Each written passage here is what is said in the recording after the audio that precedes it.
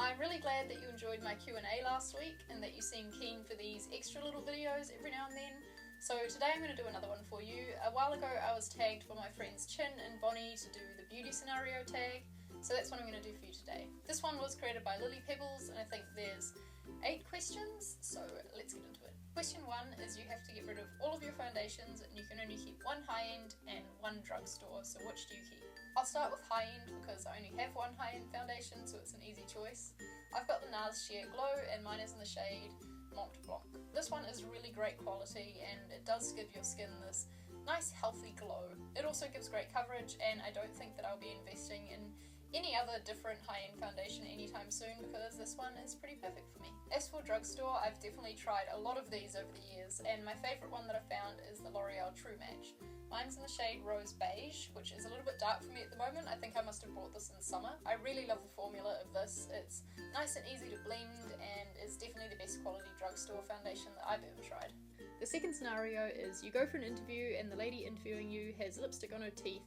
Do you approach the subject or ignore it completely? I would really like to think that I would mention it immediately because I think it's the sort of thing that if you don't mention it straight away, then it's really awkward if you do bring it up later. I would really hope that she wouldn't be offended by it and that maybe, I don't know, it would lighten the mood and we could bond over it or something.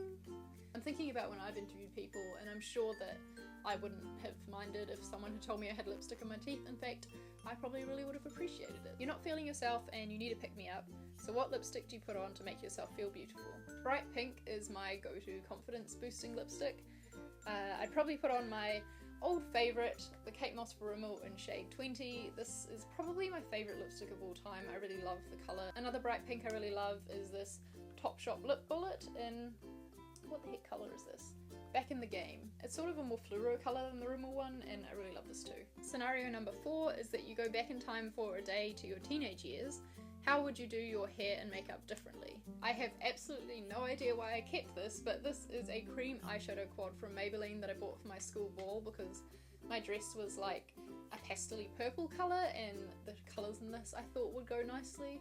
I don't know, I used to just dip my finger into this and smear it all over my eyelid, and because it's kind of sheer I used to pack a lot on to try and build up the colour. I'm sure it looked absolutely shocking because I didn't have a blending brush or anything to blend it out and make it look nice, so I don't know what I was thinking. You ask your hairdresser for a shoulder length pixie lot haircut, they hear wrong and give you a pixie cut.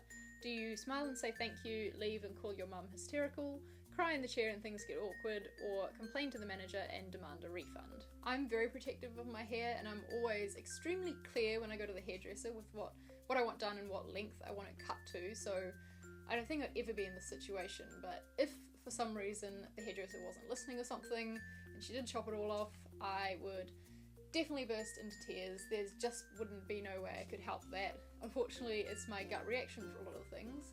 I would complain too, but I think it would be pretty obvious from me bawling my eyes out in the chair that I wasn't happy with it, so there probably wouldn't be any need to complain. At the end of the day, it is just hair and I'm sure I'd get over it, but my gut reaction would be to cry and be really upset. Your friend surprises you with a 4-day city break and you have 1 hour to pack. What do-it-all palette do you pack in your makeup bag? I don't have a palette that can literally do everything like bronzer and blush and all that sort of stuff, but if it's just for eyes, then I would go for my Naked palette. I mentioned this in a blog post last week about what high-end makeup I own, which I'll link down below if you're interested in reading, but I feel like this is the only palette I ever really need to own. It's got so many different shade options and you can just do so much with it. Scenario number 7 is your house has been robbed. Don't worry, everyone is safe, but your beauty stash has been raided. What is the product that you really hope is safe? I think that what I'd be most disappointed to lose would be either my Naked palette or my lipstick collection. My lipstick collection isn't expensive or anything, it's mostly Rimmel lipsticks to be honest, but I really like it and I'd be sad to have to build it up again. Your friend borrows your makeup and returns it in awful condition. Do you A, just pretend you haven't noticed, B, ask them to repurchase it, or C, secretly do the same to something of theirs? I'll start with saying that I would never do C because that is just pointless and a horrible thing to do. I guess it really depends on how bad the condition is because, I mean, I dropped a hairbrush in my Naked palette and there's little dents all over it and it's still perfectly usable, so if a friend did something like that then I wouldn't care in the slightest. I think if the makeup is still usable then I would just be happy if they apologised for it. And if it is totally ruined, like just utterly unusable, If it was an expensive piece of makeup, then I'd hope that they would offer to repurchase it. I feel like my friends are all nice people and they would do that because that's what I would do for them. But if it was just like a cheap Rimmel lipstick or something and accidentally it melted in their bag or something, then whatever, who cares, I could just buy a new one. Those are all the questions in the beauty scenario tag. I really hope you guys enjoyed this video, and thanks so much to Chin and Bonnie for tagging me. Let me know if you liked this video by giving it a thumbs up, and how about you answer one of the scenario questions yourself down below in the comments, or if you've made a video doing this tag, then leave a link to it so I can watch it. And I will see you guys on Saturday for a regular video. Bye!